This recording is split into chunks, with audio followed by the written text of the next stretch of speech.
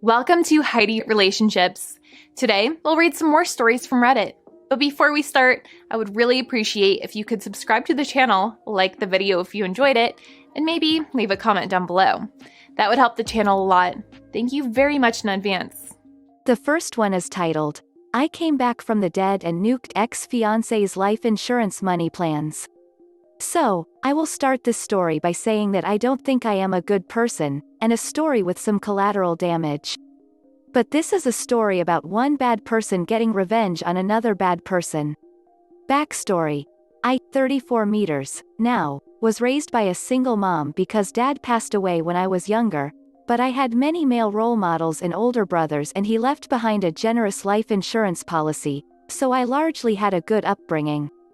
However, I was not ever very social and from my early teens I spent a lot of time in front of my computer. This habit got worse as I went to college and it resulted in me spending 80% of my time gaming, working, reading, or whatever on a screen. As a result, I was not very attractive and quite obese at the age of 20. For these reasons, I never really dated and did not even lose my virginity until I met my ex-fiancé. On top of this, I was raised very religious because my mom became really religious after the death of my father, so I always thought it was a bad idea to play the field. The only thing I had going for me was that I had become somewhat proficient in several coding languages and expanded on these in college. I would not say that I am a good IT person or coder, but with a little bit of coding knowledge and a lot of creativity you can create residual income streams, and I had a decent job in IT where I could work from home 3 days a week. At the age of 24, I was still overweight and a social reject, but through my mom I met a woman from her Bible study that would eventually become ex-fiancé, 36F, now. We hit off and started dating. She had a 2-year-old son at the time, and they became the only thing in my world that I cared about. It did not take me long to get physical, lol. All those years of pretending I was saving myself went out the window when I finally had the chance to lose it. To be honest, she really broke me out of the shell I had become more sociable within a couple months of meeting her. I even took on a fatherly role for her son, and within 6 months of dating she got pregnant. Being the religious person I was, I immediately proposed and wanted to marry before the birth of the baby. Then she dropped a bombshell on me. She was still legally married to a guy in prison. This did not bother me too much as she had always talked about her troubled past and I thought I would be the one to save her from it anyways, so I just took this as it came with the territory. She began the divorce proceedings shortly and we planned to get married as soon as those were finished. I was riding high after the baby was born and I thought I had really carved a place for myself in the world. I even started losing weight and spent less time online than ever. She was always kind to me, and I thought we let each other know everything we were thinking. Boy was I wrong. There were a few red flags that I was too love-struck to see. 1. She told me early on that the only reason she got involved with my church was that she was on probation and had pending court cases and thought it would help her case. 2. Despite me earning a comfortable 6-figure income with side projects and my main IT job, she insisted that she keep her part-time job and my mom had to help me take care of the kids to deal with it. 3. She knew way too many people. Like, what suburban mom with a secretarial job has 200 contacts in her phone? 4. We kept delaying our marriage due to sick relatives or other issues, although she did go through with the divorce to the prison guy. Then something happened that shook me out of her spell. She got pregnant for a second time, and this time with twins. We had only been with each other for approximately 4 years and we were about to have 4 kids. 2 more than I thought I would ever have. She claimed she was on birth control at the time, so we were not using condoms. Anyways, after the twins were born, I started seeing my doctor about a vasectomy and my ex-fiance encouraged it. I wanted to get some swimmers frozen before the operation because we could completely change our minds in 5 years. So, I go in for the visit and the doctor comes out to tell me that my sperm count was low, and they were mostly immobile, but this problem might be temporary, and I should try to eat a healthier diet and stuff for a few weeks and come back. When I came to the second appointment and the same problem arose, the doc started doing some investigating. but you know where this is going. So, the doctor says that it's likely that I am infertile. This turned out to not be completely true, as I now have a child that I know is biologically mine, but it still propelled the following events. I mentioned that I had 3 biological children and the doctor looked anxious and started talking, but I was in shell shock and did not really know what he was saying. I think I left the doctor's office before they were even done with me. I did not even get in my car, I just walked until it started to get dark and eventually called an Uber to get home. My fiancé was worried and already asleep inside and I just lied to her and told her my car broke down, phone died, and I was at the mechanic late and forgot to let her know. I fell asleep and woke up the next day and immediately got on the computer to research similar stories and started to give myself false hope. The first post I read was about how fertility assessments are not true and I should 100% get a test. I thought for sure this would show the doctor was wrong, but I got the test back and within a week I knew the kids were not mine. The first person I told was my mom. I went to her house and cried for the first time in my adult life. She consoled me and then told me a story that I was never meant to hear.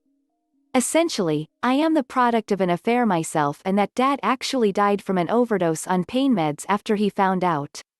Well, I don't know why the F my mom thought this would comfort me, but in reality, it just gave me an unhealthy view of women for a while. After the story and calming down, she insisted that I man up and honor my commitment to these kids because I am the only father those kids had ever known. Up to this point I had always been a pushover, and I really considered her words to me for about 24 hours before I completely snapped. I called my fiancé and told her I had to stay the night at my mom's house because of a family issue and she offered to make us dinner which I declined. At this point, the twins are about 6 months, the boys are 2.5 years and approximately 5 years old. I won't lie and say that I felt nothing for these kids, but it was hard to look them in the face and I knew I was done being their father. I knew this would tear them up and damage them, but I couldn't stand to hear them say, "Dada," to me because every time it was like a knife in my heart. I kept my cool and did not expose anything and my mom did not say anything I assume because she thought I was manning up. I spoke to an attorney, because I wanted to get myself off the birth certificates of these children and I thought I could seamlessly slip out of this situation because we were not married. Unfortunately, after going through the paperwork and financials, since I had tangled much of our finances and I took on a fatherly role, I would be responsible for at least the boys' child support and she would get equity in the house and my side businesses. Basically, the lawyer said that I would likely be on the hook for something like 25% of my income for many years to come. I pretty much ghosted my lawyers after paying them their initial fee, because I did not like the idea of state-enforced cucking. The revenge starts here. I started to make a plan to disappear and leave them all with as little as possible. The start of this was destroying all of my passive income streams and getting myself fired. Getting myself fired was easy, but it got a bit cringe. Basically did some of the stuff from Office Space, smashed an office printer in the courtyard, didn't do anything while working from home except send memes to coworkers, but I did not do anything to clients because my boss was actually a friend of mine. But my office mates had a good time watching this. After this, I did not even try to file for unemployment and began living off our savings.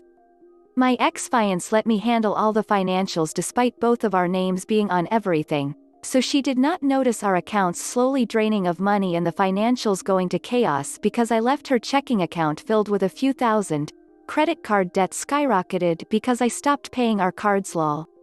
I sat there for months wondering if I should end it and follow in the footsteps of my would-be father, but ultimately decided against it. I got ancestry test kits for the kids in an effort to find who their actual father was, because I was hoping to get them away from my ex, but this resulted in even weirder findings. Essentially, the oldest child was a cousin, half-brother to his siblings, and so the prison guy's brother must have gotten her pregnant. Also, I did not see any family members from the test that I thought would be a good fit. So that was the end of that investigation. I also tried to distance myself from my mom, as I had become disgusted by what she did to my dad and her newfound cheater allegiance with my ex. I formulated a plan to get away, far away. from everything by just vanishing on a hiking trip. I really hyped up this hiking trip and claimed I would be in the insert location here for a week alone with my thoughts in the trails. Before the trip, I took the then 6-year-old out for ice cream and cried for the second time in my adult life. The 6-year-old was obviously distraught over seeing his dad cry and started trying to calm me down. I guess I was crying that I had to leave him, and I told him I was sorry dozens of times, but I think he was just confused about the situation. I was more concerned about losing him, because I knew he was not my child, and I was able to form a bond anyways. I left that afternoon and actually made my way to the lodge and checked in. Now the next part one will mostly skip because I am not sure if it was legal or illegal or whatever, but cut to 6 months later and I have a new name and live in a new city where I was able to restart my IT career and was slowly working toward my old income status again. I started stalking my ex on Facebook and other social media. I won't lie, it was cathartic to say the least. The chaos of them trying to get into accounts must have been hell, and she figured out that our comfortable finances were not so comfortable after all. Begging for money on Facebook is so trashy. Once again, I won't mention the legal stuff, but a lot of people went looking for me and I considered phoning the police to let them know that I was okay, but decided against it. Eventually had to pay a hefty fine for this, but it was well worth it. I worked on myself for a long time and got into great shape. Lost my religion and descended into a hedonistic lifestyle. I became unrecognizable. I continued stalking this woman for about a year when I heard she was dating a new guy and got pregnant almost immediately. Of course, my mom was still in her life taking care of my supposed children, while she was doing God knows what. Then on the 1-year anniversary of me leaving, she posted a memorial page for me. This made me decide that my revenge was not quite done, and I decided to call up my brother and let him know I was alive. My brother and I had drifted over the past 10 years, but he was blood and was always there when I was younger. I told him why I did what I did, and we caught up, and I asked him not to tell anyone yet, and he agreed. But then he told me about my mom and my ex-fiance suing my insurance company to honor my life insurance. Somehow, she had managed to keep up this policy going despite its hefty cost. The payout would be substantial, 7 figures, and she would be awarded the premiums that she had paid since my alleged death if she won. Well, I am not the kind of uncivilized person that would defraud an insurance company, so I started my plans. I drove the 1,000-mile journey to my old city when I heard she had an upcoming hearing and listened to Highway to Hell half the way down. I went to the court early and sat down. Now at this time I had grown a beard, lost 60 pounds and generally looked good. I looked so different that my fiance and mother passed right by me in the court without giving me a second look. I thought they would be meeting in a big courtroom and I was already planning to barge in and yell something about objecting and being a cringe lord like usual. But they ended up going to a small room with some lawyers from the insurance company. I decided frick it and knocked on the door several times until they opened it. They were all confused to see this scraggly dressed man with a beard, and I simply said, "I believe you are trying to settle the issue of whether I am dead." My ex-fiance realized it was me almost immediately and let out a gasp or something. But the lawyers were just confused. Everyone ended up stepping outside the room and a whirlwind erupted and the bailiffs were called over. My ex screamed and slapped me, and they had to actually put handcuffs on her. This was a big deal for the insurance company, I guess, and the lawyer's boss, client actually showed up and asked for statements and everything. Even a detective showed up and I started to regret coming, but I gave my statement and did not really lie about anything, but I was vague about where I was currently living. I ended up staying in town for almost a month, and it was a crazy month in a cheap motel. I showed evidence of my ex's cheating to anyone who cared, and I tried to meet with the kids. But the youngest did not know me and the then 7-year-old told me to duck myself, which is fair, I guess. The police were pissed off and started civil litigation for the costs of searching for me. A detective or something actually flew in from another state to question me. Luckily this whole time I did not get arrested for anything as I did not want my fingerprints being linked to my new name and such. Essentially, I had to pay a large fine and immediately paid the fine in cash to the surprise of the police. As far as I was concerned, I was done with this town. My ex-fiancé served me a civil lawsuit for multiple different things and my mom helped. But I was a leaf in the wind long before anything came of it. I am back in my new city and never plan to go back. I stopped spying on them after a few months of ruining her insurance plans and moved on with my life.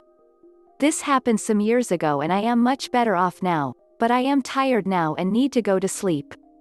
If there is interest, I will let you know what happened with me after all this. Update.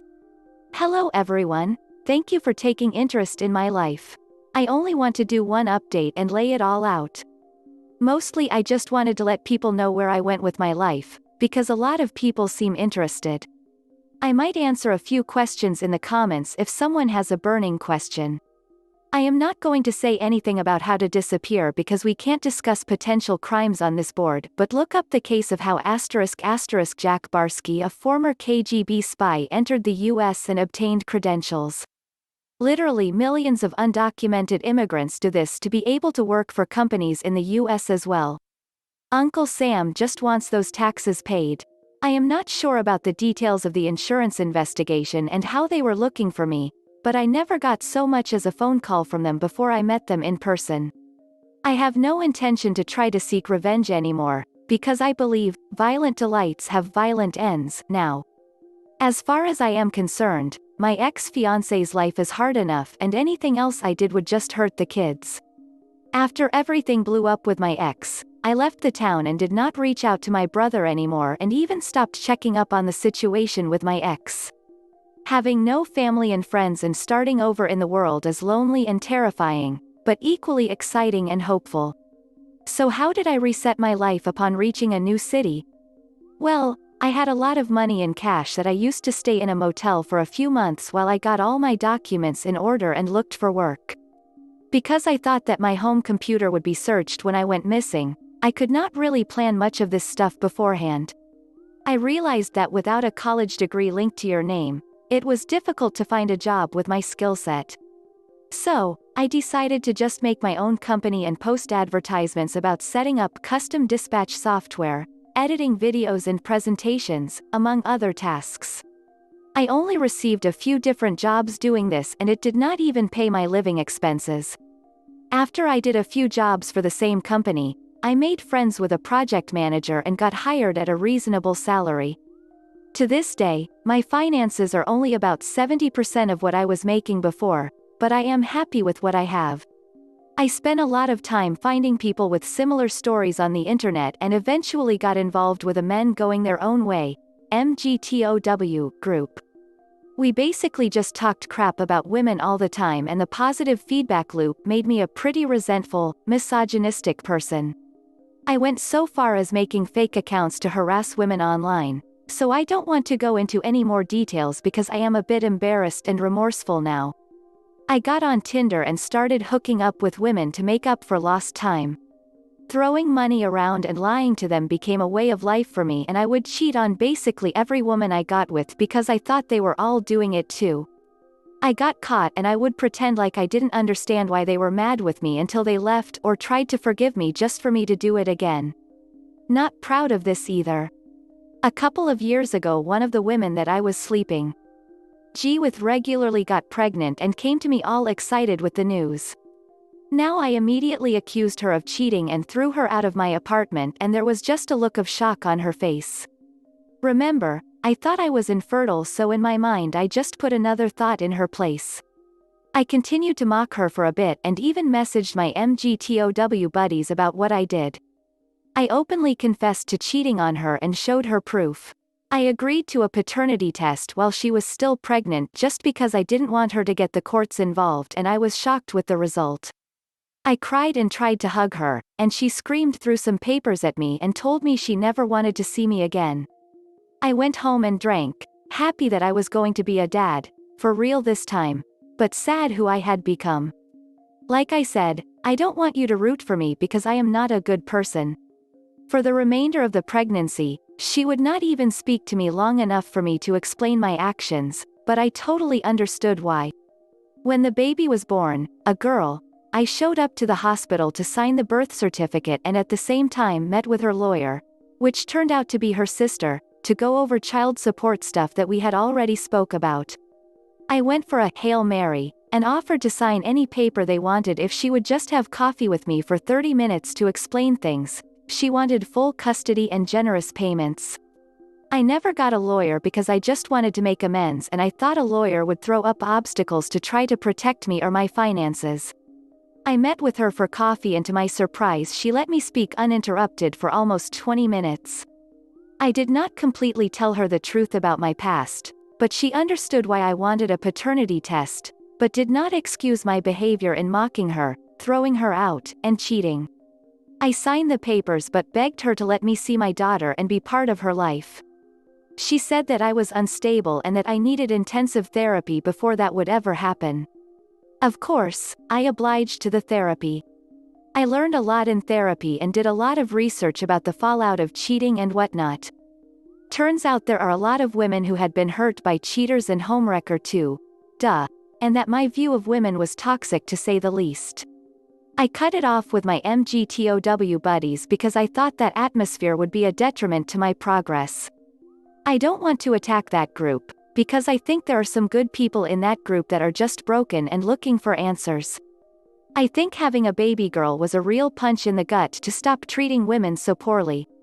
I was finally able to see my daughter when she was 7 months old and began supervised visits every other weekend.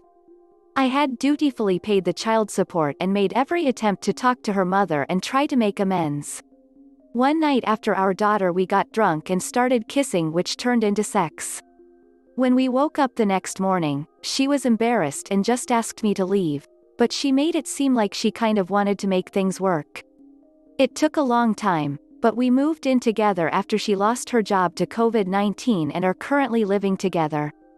Her family hates me, and this has held us back from marriage talk or anything. Hell, I skipped our daughter's second birthday celebration because her lawyer's sister didn't want to see me. I hope this turns out well for me, and I know I already have better than I deserve. For now, the pandemic has me working from home and my girl takes care of our daughter and makes me food and such. She is still suspicious of me and comes into my office to see what I am doing regularly, but I don't mind. For now, I'm just going to try to be there for my daughter and try to make it up to her mom. I'm still trying to think of things I can do or say, but for now I am still in Zoom therapy and just doing my best. I don't think I can ever really tell anyone everything, which is why I decided to tell the strangers of Reddit. I am sorry for those people that thought I was a hero in my initial post. Please don't let your hatred boil inside you, friends. I almost missed out on something great, and I may still miss out if I am not careful. This is going to be the only update, unless I come back years from now to tell you all what happened. Best of luck to everyone. This is the end of the video. I hope you enjoyed the relationship stories. Please don't forget to subscribe to the channel, like the video and write a comment. I really appreciate your support and it helps my channel so much. Thank you.